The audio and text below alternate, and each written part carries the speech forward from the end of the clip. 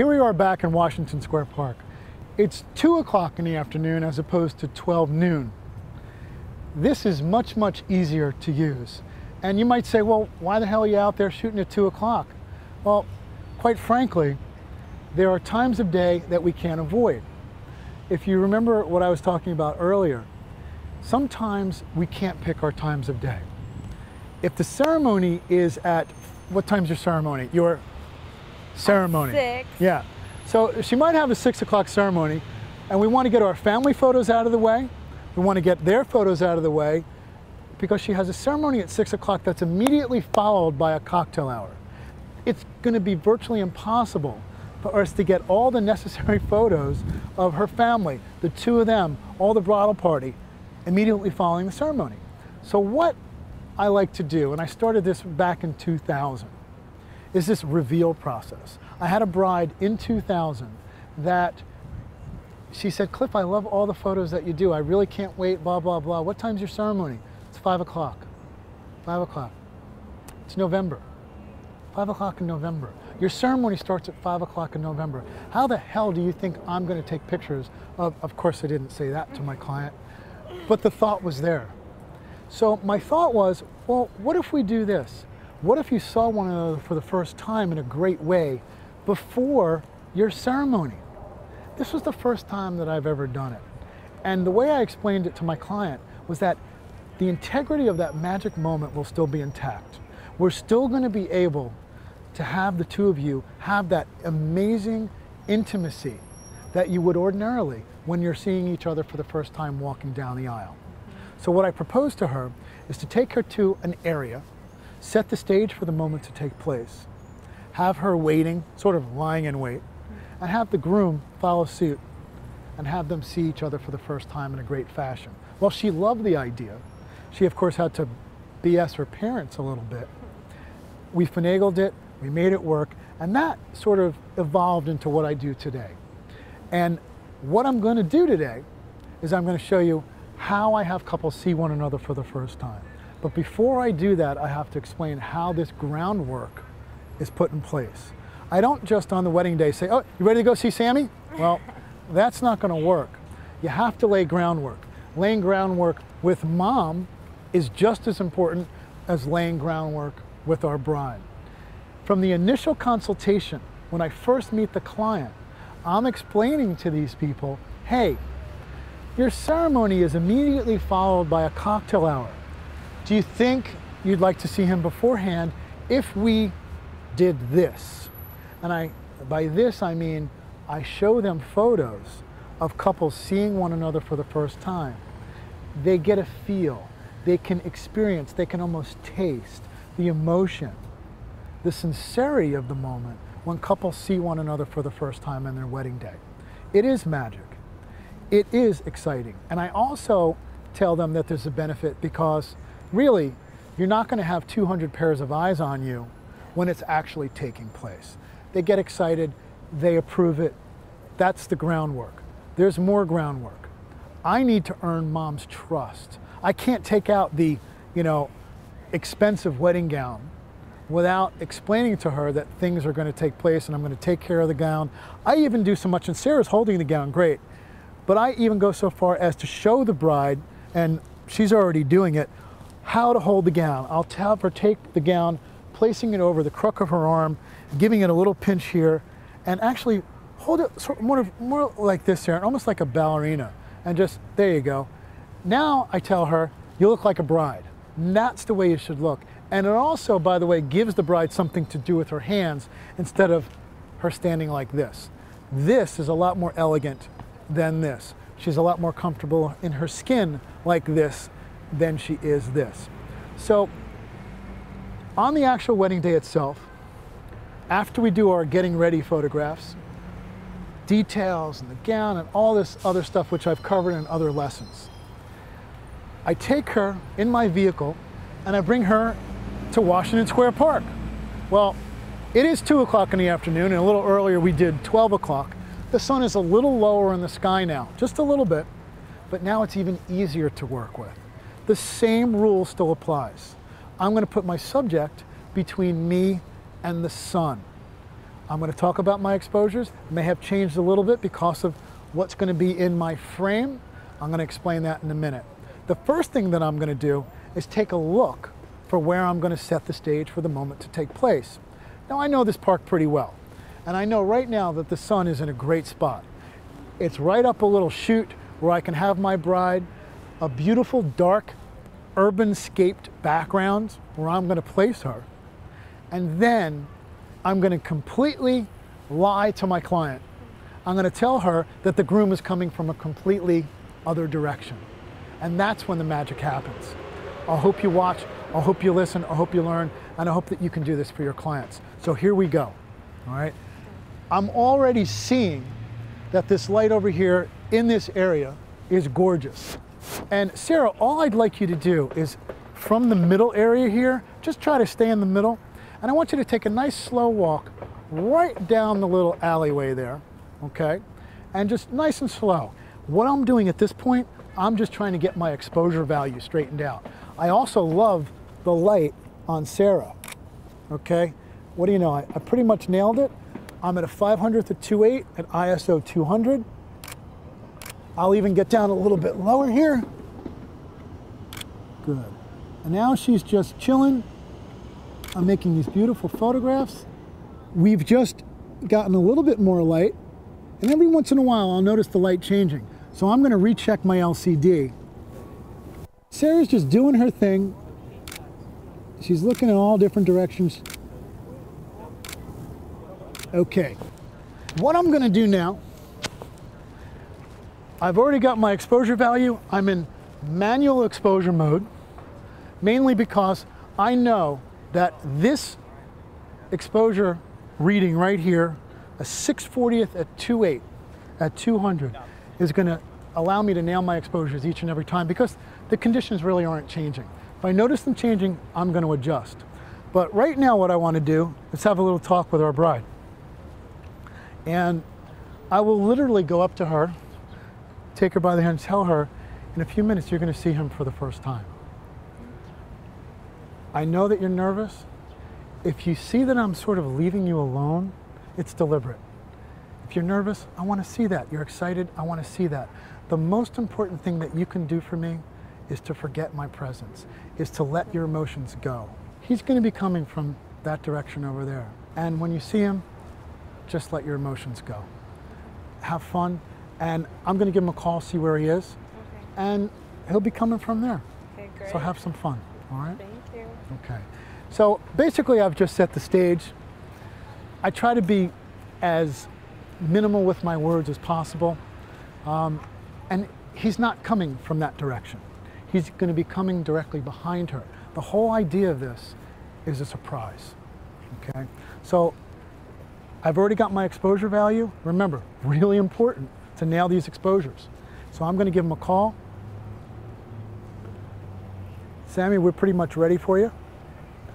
I've already explained to him, obviously this is set up for this shoot.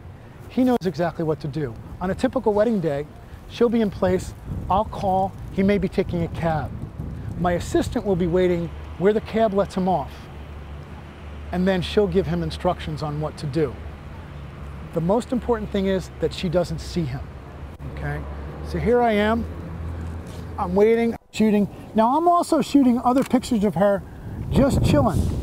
She's doing all kinds of things with her hands and everything else, and eventually he's going to be coming.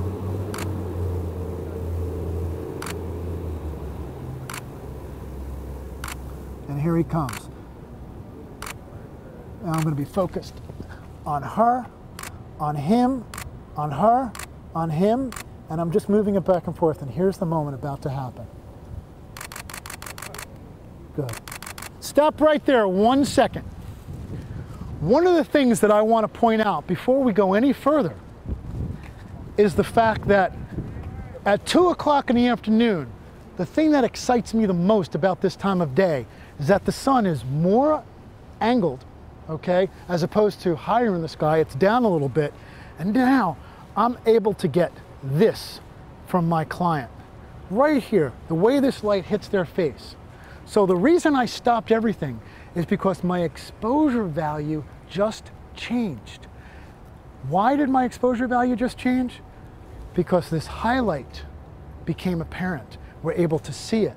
So what I had to do was I had to speed my shutter speed up to the point where this highlight wasn't blown out. So when he was behind her, try it again, Sammy.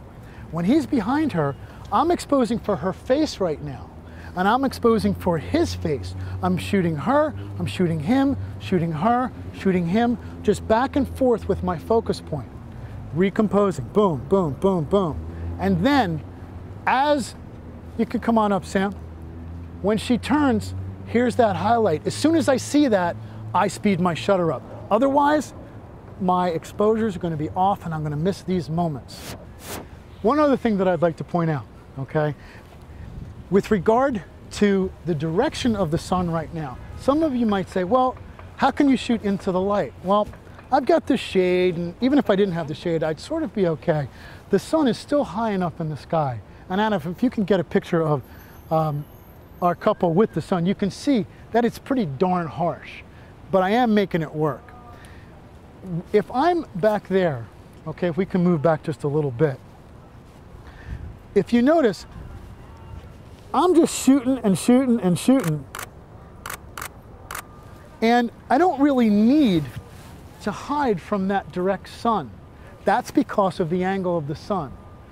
In our next segment at 4 o'clock, you're going to see when that sun gets a little bit lower, it may become more difficult to use. So those of you who have this misconception that later day sun is easier, not so fast, because that's when we need to start hiding from that direct sun unless we want to get flare.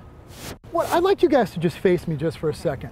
And really both of you. You can even give me like the old American Gothic, just staring right at us.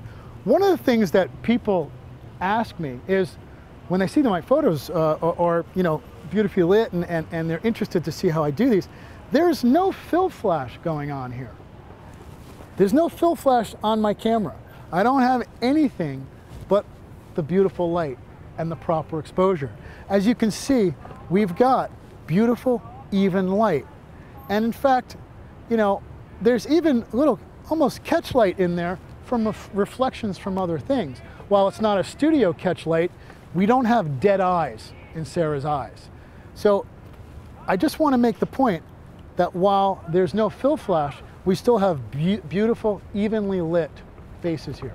Very important to point out, and the answer to your question is no, in these scenes, I don't need fill flash and I don't use fill flash. I'd be remiss if I didn't point something out. You may notice that when I talk about my settings and I talk about my aperture value, you might think that I'm out of my freaking mind because I shoot wide open almost all the time. And I do shoot wide open almost all the time. It's a personal choice. Some of you might have an 18-200 and it's 5.6. Perfectly acceptable. I like the shallow depth of field that I'm going to get at 2.8. There are times, okay, when the bride and groom see each other for the first time, that I may switch to f4.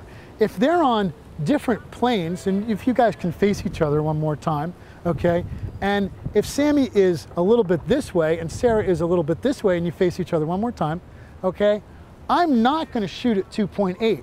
Just the sheer difference in focal plane is going to make me switch to f4. And I think that will be enough, given the fact that I'm a fair distance from them, to give me two sharp subjects. So I never say never, but I very seldom take it off of 2.8. But there are absolutely certain times that it's necessary. All right, Sammy, go for it. And again, one other thing I want to point out. To make her, and to continue the surprise, I might do something like this, just kind of looking in the other direction to fool her so that she's indeed still expecting him to come from there. And then when he actually sneaks up behind her, it's really a surprise. If you have a videographer with you, make sure that you tell him or her that you really don't want to give it away, so that he might be, you know, so excited, he'll be sitting there like this, and that's going to give it away. So it has to be a very subtle move when you see them. You don't want to get too excited. So let's try it again. Sammy, you can stay there for a second. One of the other things I'll point out that might be a problem, you see we have a van parked there right in the background. One of the reasons I use this lens right here, it's not just because I like it, it's not just because, you know, it's a Nikkor or anything like that. It's a long lens and it allows me to isolate my composition. When that van was still there, all I had to do was squat down a little bit and I removed the van from the frame. I can stand up a little bit now because it's not there. So if we move back a little bit, move back with me, Adam, here. Okay, I'm shooting, my exposure value right now is a 6/40th at 2.8, okay? And Sammy's gonna sneak up behind her. Sarah's gonna pretend to be surprised. And then watch what happens when they face each other. Highlight, I just sped the shutter speed up to a 1/1600th at 2.8. And they're just making pictures for me, guys. I'm gonna give a quick little check. My highlights are not blown out. And I'm making some beautiful photographs. The best thing about what I'm doing right now is that I'm not having them interact for me. They're just talking to each other, interacting with each other, showing me who they really are, and I'm just making pictures. Another thing I'm going to point out, the reason we see this highlight is because it's juxtaposed with a darker area behind them. If we don't see that disparity in exposure, we lose this wonderful little highlight. That's what I'm looking for. That's why at 2 o'clock in the afternoon, we're able to use the texture, dimension, and mood from this incredible light, that sun thing that's up at 2 o'clock in the sky. It's easy to use. It's not difficult. Exposure, exposure, exposure. Make it innate, and it's going to work. These two lovebirds are still going at it, okay?